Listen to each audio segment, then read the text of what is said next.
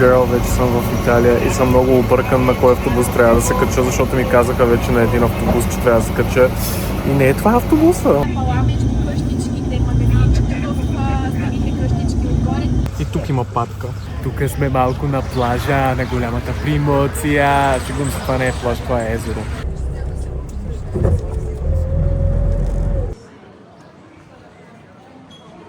Тук живота е по часовник и по договор. Ето това е Швейцария. Чист въздух. Туалетните са чисти също. Просто виждам как живея в планината, далеч от всички. Гледайте какви. Човек как да не се премести да живее тук? Стол, дами и господа. Жив стол. Счупен стол. Йога жаба. Господин Лебед, много сте хубав. Този фонтан е 140 метра. Това напомня ли ви на нещо? Сам вкъщи 2. Маколи Кълкин. Вау.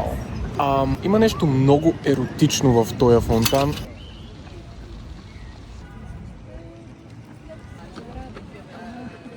Това, което видях е, че тук толкова много хора има къде да тичат, защото пътищата нали, са на дупчици и такива.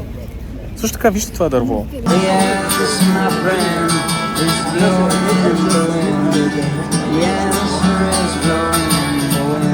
Такива пейчици, на които просто можеш да седнеш и да си починеш. От камък са направени. От камик. Също са много удобни. Най-интересно от всичко са ето тези дървета, които изобщо не знам кои са и как се казват. И след това трябва да се върна в София. Имаме Франция утре и други ден и по-други ден. Там ако ми хареса пак ще остана.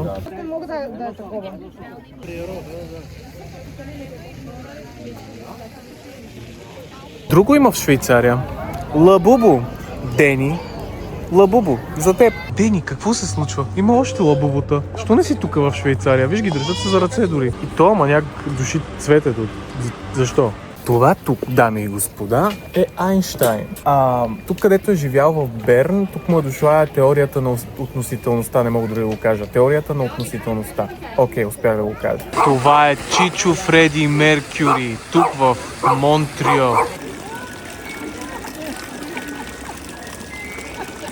Току-що ме сбъркаха отново с жена. Случва се в България, вече се случва и в Швейцария, ще видим дали ще се случи във Франция. В момента ето тази французойка дойде, пусна хоро и вече хорото тръгна.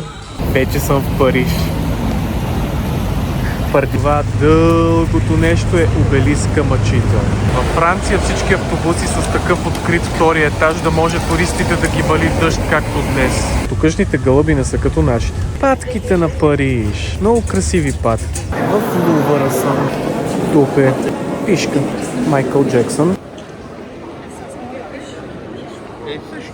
Много е секси. Познавам я лично. Много добра жена е. Това е дядо ми, а това е чичо ми. Yes, daddy. Всички сме тук да се снимаме с Мона Лиза, обаче как да стане това? Имам само един въпрос. Това момиче или момче, защото никога не знаеш. Пъпката ми расте със всеки изминал ден, пия си един хубав фреш тук на Шанзелизе и нямам търпение да се прибера, защото краката са ми мокри, газа ми е мокър, всичко ми е мокро и просто искам да си ходя. Когато сме в Париж, задължително трябва да пробваме от парижките багети, защото вижте, те са някакви остри и да видим сега дали е нещо хубаво или не. Много е яко между другото. Леко сунено. Сега на това трябва да се качим. Как ще го направим с тези стълби? Там нямам идея. Например, този гълъб се качва тук по това. Защо да се качва по стълбите, нали така е? Има и една хубава въртележка, на която можем да се качим по-късно, защото аз съм на 5 годинки. Качих се. Ето това е гледката към Париж. Сега не искам вече.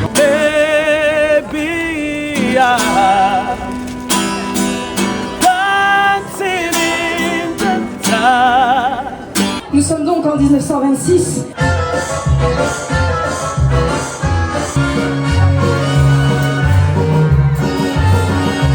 Понеже все забравям да ви снимам храната, ще ви снимам питиетата. Ще ви покажа какъв парфюм си взех от Франция. Утре може би ще вземем и друг, защото ще ходим във фабриката на парфюмите, но това е кутията. Made in France. Айфевола кула. Пак вали. Майка му да. Музея на парфюмите сме. Сега ще отидем да миришем хубави френски парфюми. Ще ни обяснят на руски какво се е случвало, как са ги правили, историята и така нататък. Аз не разбирам руски. On nazветься Étoile Звезда. Вече сме къде? В Версай. Какво ще гледаме? Версайския дворец. Girl. Пълно е с хора. Между другото, всичките тези хора е така додолу и насам. Те трябва да чакат. Ние не трябва да чакаме. Ние сме с приоритет. Разбира се, че сме с приоритет. Ето го златото. Златото, га. Златото. Искам само едно. Едно парченце. Ето това. Ето това парченце. Ето това е Луи 14. Тази статуя е негова. Вижте го хубаво.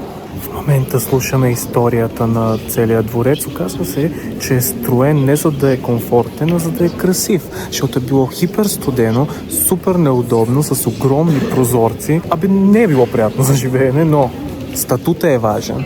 Това, което най-много ме кефи, са тези врати, защото и те са с злато. И изглеждат прекрасно бели врати с златни орнаменти, които са много сложни. Нацепен. Тези мебели са седели, виждате ги, те са си вече износени, което е нормално. Това е салона на Марс, бога на войната.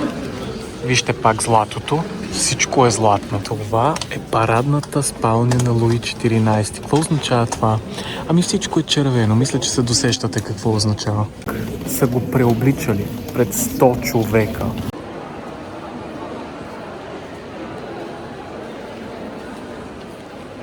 Тук са правили секс. А тук не са, защото няма легло. Сега ще пробвам версайски Макдоналдс, просто защото няма нищо друго в момента. Бързаме.